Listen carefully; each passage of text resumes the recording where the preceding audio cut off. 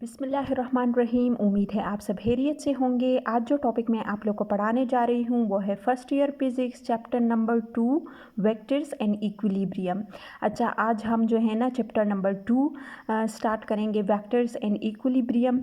और इसमें जो टॉपिक मैं आप लोग को पढ़ाने जा रही हूँ वो है वेक्टर्स और कार्टेशियन कोऑर्डिनेट सिस्टम। ठीक है। अच्छा, टॉपिक की तरफ आने से पहले अगर आप लोगों ने मेरे चैनल को सब्सक्राइब नहीं किया तो अभी सब्सक्राइब कर ले ताकि मेरी हर नए आने वाली वीडियो आप तक पहुंच सके। इस चैनल पे आप लोग को टॉपिक के एक्सप्लेनेशन के साथ साथ आप लोग को इजी नोट्स भी मिल जाते हैं। तो आइए टॉपिक की तरफ। टॉपिक क्या है? वेक्टर्स। अच्छा, वेक्टर्स हमारे पास क्या है? Vectors are those quantities which are completely describe by its magnitude and direction. अच्छा, वेक्टर्स हमारे पास क्या है? वेक्टर बेसिकली हमारे पास वो फिज़िकल क्वांटिटीज़ है जो जिसमें हम मैग्नीट्यूड और डायरेक्शन जो है ना दोनों का जिक्र करते हैं। मतलब वो मैग्नीट्यूड और डायरेक्शन दोनों से जो है ना वो कम्प्लीटली डिस्क्राइब होते हैं। Like force, velocity and displacement. तो फोर्स, वेलोसिटी और डिस्प्लेसमेंट जो है ना ये हमारे पास वेक्टर्स है। ठीक है, क्योंकि इसमें हम मैग्नीट्यूड का भी जिक्र करते हैं और इसमें जो है ना हम डायरेक्शन का भी जिक्र करते हैं। लेकिन जो स्केलर्स होते हैं लाइक स्पीड, टाइम और फ्रैक्शन, प्रेशर, ये जो है ना ये फिज़िकल क्वांटिटीज़ हमारे पास क्या है? स्केलर्स हैं, क्योंकि इसमें हम सिर्फ मैग्नीट्यूड का जिक्र करते हैं और डायरेक्शन जो है ना हम इसमें स्टडी नहीं करते। ठीक है, डायरेक्शन का जिक्र इसमें हम नहीं करते। अच्छा, वेक्टर्स हमारे पास क्या है कि वो फिज़िकल क्वांटिटीज़ जो कि कंप्लीट जिसमें हम मैग्नीट्यूड और डायरेक्शन दोनों का जिक्र करते हैं। ठीक है। अच्छा, vector develop in the late 19th century as mathematical tool for studying physics. अच्छा, वेक्टर जो है ना ये 19th सेंचुरी में डिवेलप हुए और इसको हम जो है ना फिज़िक्स में एज ए मैथमेटिकल टूल के तौर पर स्टडी करते हैं। अच्छा, यहाँ पे मैथमेटिकल टूल से मतलब ये है कि जो वेक्टर्स है इसको हम अल्जेब्रिकली ऐड, सब्ट्रैक्ट और मल्टीप्लाई कर सकते हैं। तो ये यहाँ पे मतलब फिज़िक्स में एज ए मैथमेटिकल टूल के तौर पर स्टडी किया जाता है। ठीक है। अच्छा, रिप्रेजेंटेशन। अच्छा, वेक्टर्स जो है ना हम किस चीज़ से रिप्रेजेंट करते हैं? सिम्बोलिकली हम इसको कैसे रिप्रेजेंट करते हैं? Symbolically vectors can be represented by boldface letter either capital और स्मॉल। अच्छा, वेक्टर्स को जो है ना हम सिम्बॉलिकली बोल्ड फेस लेटर से भी डिनोट करते हैं, चाहे वो कैपिटल हो या स्मॉल हो, लेकिन हम उसको बोल्ड फेस लेटर से भी डिनोट कर सकते हैं। ठीक है। It can also be represented by simple face letter with an arrow over it. अच्छा, इसको हम जो है ना सिंपल लेटर से भी डिनोट कर सकते हैं, लेकिन इसके ऊपर जो है ना एरो होना चाहिए। ठीक है। अच्छा, यहाँ पे देखिए वेक्टर्स को हम इस तरह रिप्रेजेंट करते हैं like A B C and D, लेकिन इसके ऊपर जो है ना हम इस तरह एरो लगाएंगे। अच्छा, to indicate the magnitude of factors the mathematician absolute value sign is used. अच्छा, जब हम वेक्टर का मैग्नीट्यूड जो है ना रिप्रेजेंट करते हैं, जब हम वेक्टर्स के मैग्नीट्यूड के बारे में स्टडी करते हैं तो उस मैग्नीट्यूड, वेक्टर के मैग्नीट्यूड को हम इस तरह एब्सोल्यूट से डिनोट करते हैं। मतलब वेक्टर को हम इस तरह एब्सोल्यूट साइन में इस तरह इनक्लोज कर देते हैं, तो फिर ये वेक्टर के मैग्नीट्यूड को डिनोट करता है। ठीक है। अच्छा, ग्राफिकल रिप्रेजेंटेशन, इसको हम जो है ना सिम्बॉलिकली इस तरह रिप्रेजेंट करते हैं, लेकिन ग्राफिकली हम इसको किस तरह से रिप्रेजेंट करेंगे कि ग्राफिकली हम वेक्टर को एक एरो से रिप्रेजेंट करते हैं। तो ये इसका मतलब टेल है, ये हेड है और ये हमारे पास क्या है? वेक्टर है। तो ग्राफिकली हम वेक्टर को इस तरह एरो से रिप्रेजेंट करते हैं और एरो जो है ना वो वेक्टर के डायरेक्शन में हम मतलब ये हेड जो है ना हम वेक्टर के डायरेक्शन की तरफ लगाते हैं। लाइक अगर वेक्टर हमारे पास राइट तरफ होगा तो इस तरह एरो को हम इस तरह राइट साइड की तरफ, इसका हेड जो है ना हम राइट साइड की तरफ पुट करेंगे। लेकिन अगर लेफ्ट साइड की तरफ होगा तो इस तरह लेफ्ट साइड की तरफ हम इसका हेड जो है ना पुट करेंगे। ठीक है। अच्छा, ज्योमेट्रिक वेक्टर्स।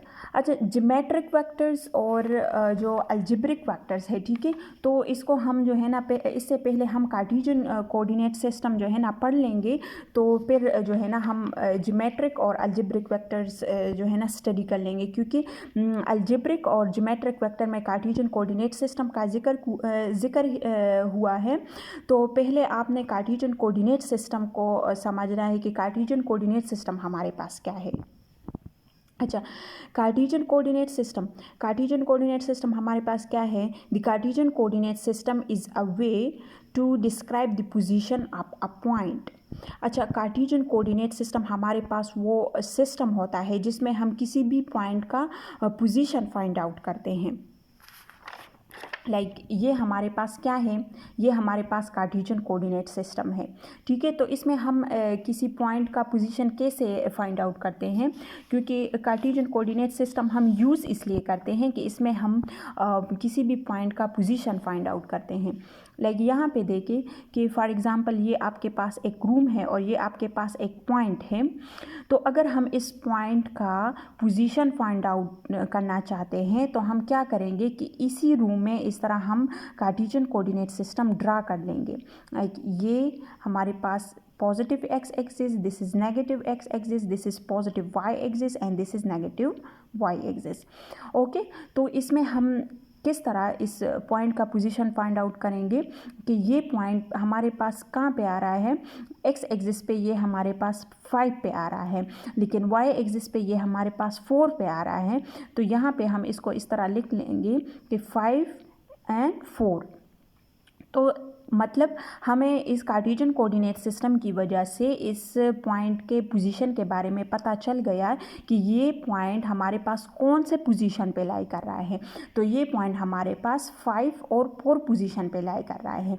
इसमें जो 5 है ये एक्स एक्सिस को शो कर रहा है और जो 4 है ये वाई एक्सिस, 5 जो है ना ये एक्स एक्सिस को शो कर रहा है और 4 जो है ना ये वाई एक्सिस को शो कर रहा है, ठीक है। तो इस तरह हम जो है ना कार्टेशियन कोऑर्डिनेट सिस्टम हमारे पास एक सिस्टम है जिसमें हम किसी पॉइंट का जो है ना पोजीशन फाइंड आउट करते हैं, ठीक है। अच्छा, कार्टेशियन कोऑर्डिनेट सिस्टम क्या है कि it consist of horizontal line called the x-axis and vertical line called the y-axis intersecting at right angle 90 degree at a point called the origin। अच्छा, Cartesian coordinate system हमारे पास horizontal line पे मुश्तमिल होता है, इस तरह ये जैसा कि ये है, ठीक है। इसे एक्स एक्सिस कहा जाता है और वाई जो है ना वर्टिकल लाइन पे मुश्तमिल होता है जिसको हम वाई एक्सिस कहते हैं। और ये दोनों लाइन हॉरिजॉन्टल और वर्टिकल लाइन जो है ना वो राइट एंगल पे 90 डिग्री पे इंटरसेक्ट हुए होते हैं एक पॉइंट पे और इसको कहा जाता है ओरिजिन, ठीक है। तो ये हमारे पास क्या है, कार्टेशियन कोऑर्डिनेट सिस्टम है। और इस तरह जो है ना इसमें इस तरह नंबर्स दिए होते हैं। कार्टेशियन कोऑर्डिनेट सिस्टम को हम नंबर प्लेन भी कह सकते हैं, ठीक है। अच्छा, basically the Cartesian coordinate system consist of 3 axis and the x axis, the Y axis and the Z axis. अच्छा, बेसिकली जो है ना कार्टेशियन कोऑर्डिनेट सिस्टम हमारे पास 3 एक्सिस पर मुश्तमिल होता है, X axis, Y axis and Z axis. अच्छा, the X and Y axis usually drawn on a page and the Z axis come directly outward of the page. अच्छा, यहाँ पे ये हमारे पास क्या है, एक्स एक्सिस है और ये हमारे पास वाई एक्सिस है जो कि वर्टिकल है और एक्स एक्सिस हमारे पास हॉरिजॉन्टल है। लेकिन जो जी एक्सिस है, ठीक है, ये हमारे पास नेगेटिव जेड एक्सिस है और ये हमारे पास पॉजिटिव जेड एक्सिस है। तो जो जेड एक्सिस है तो पॉजिटिव जेड एक्सिस हमारे पास पेज के आउटवर्ड डायरेक्शन में होता है। लाइक यहाँ पे अगर हम पॉजिटिव जेड एक्सिस की बात करते हैं तो पॉजिटिव एक्स एक्सिस हमारे पास पेज के इस तरह आउटवर्ड होता है और जो नेगेटिव जेड एक्सिस होता है वो पेज के इनवर्ड होता है, ठीक है। अच्छा, अगर हम सिर्फ पॉजिटिव एक्सिस की बात करते हैं, लाइक अगर हम पॉजिटिव और नेगेटिव दोनों एक्सिस की बात करते हैं तो हम इसको इस तरह से ड्रा करेंगे। लेकिन अगर हम इस सिर्फ पॉजिटिव एक्सिस की बात करते हैं like X Y and Z positive axis, तो इसको हम इस तरह से भी ड्रा कर सकते हैं, ठीक है।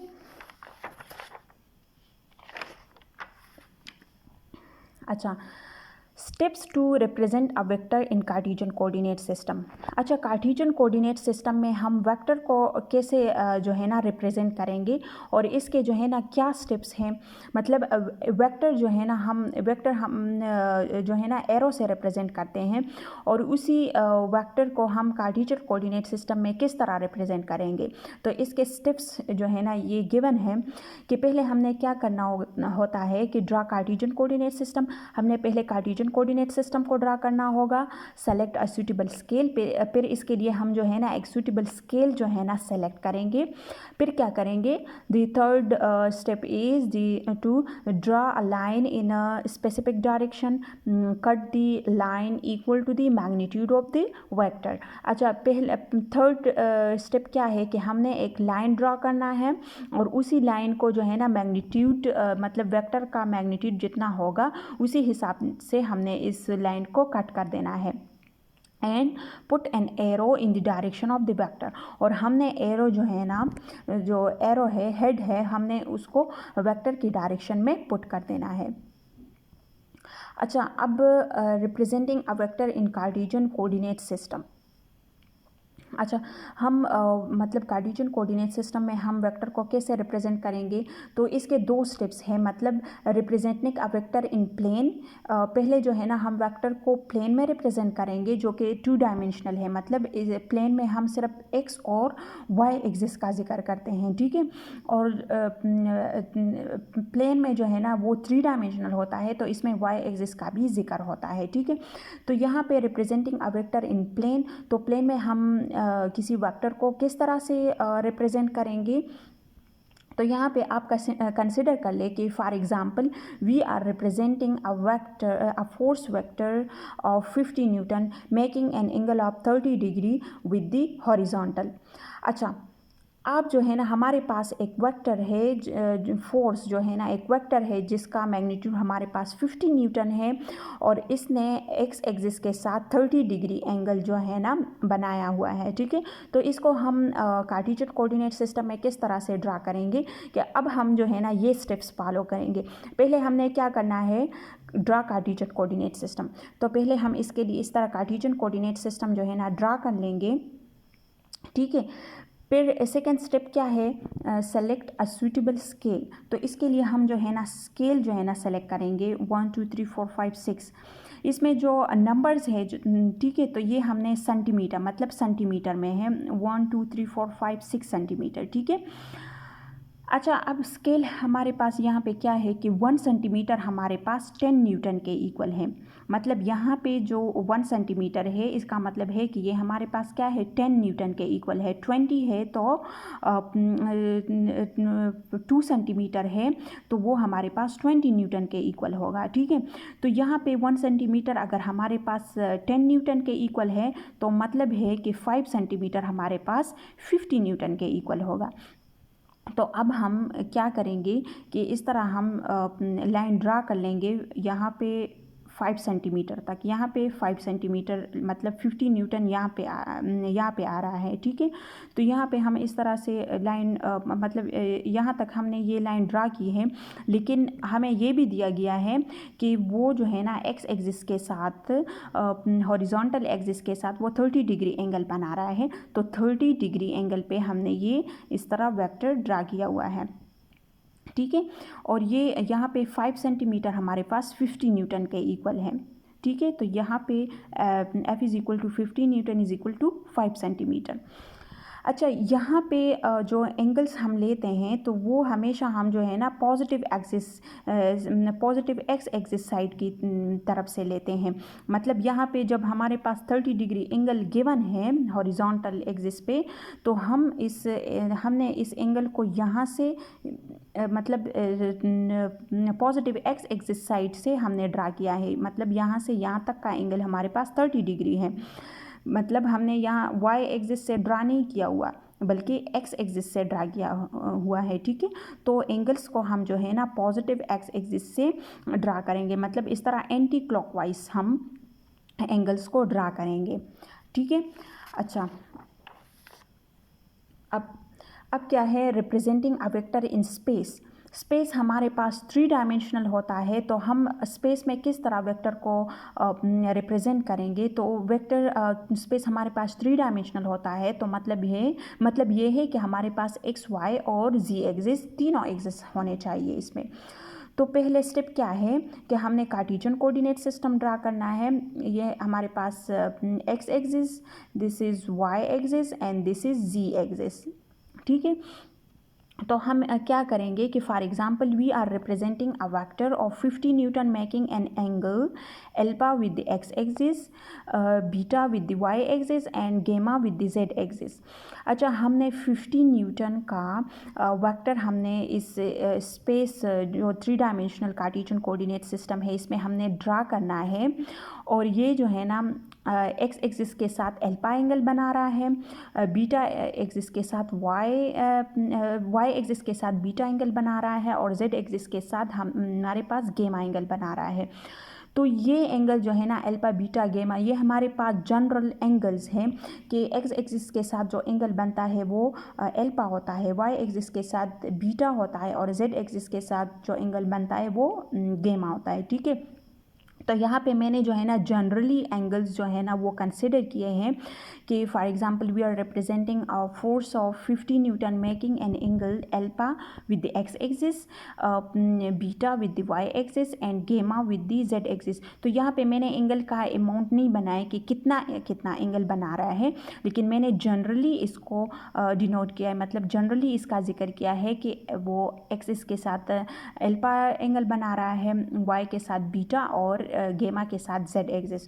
तो यहाँ पे हम इस 50 न्यूटन फोर्स को किस तरह 50 न्यूटन फोर्स वेक्टर को हम किस तरह से ड्रा करेंगे कि यहाँ पे हम इस तरह इसको ड्रा कर लेंगे।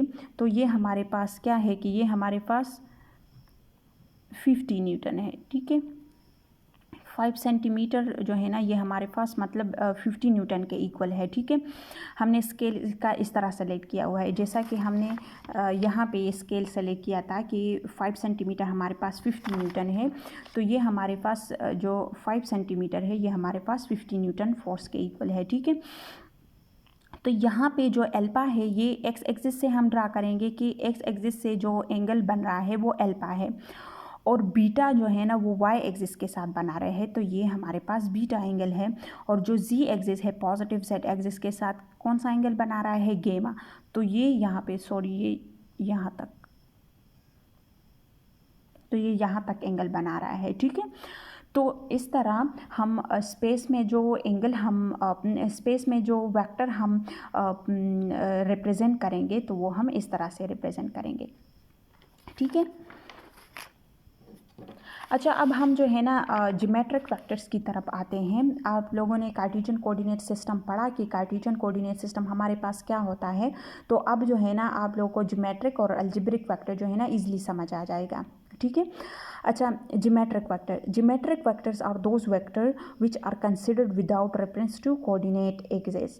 अच्छा, ज्योमेट्रिक वेक्टर्स हमारे पास वो वेक्टर्स होते हैं जिसको हम कार्टेशियन कोऑर्डिनेट सिस्टम के बगैर स्टडी करते हैं, मतलब कार्टेशियन कोऑर्डिनेट सिस्टम के बगैर कंसिडर करते हैं, ठीक है।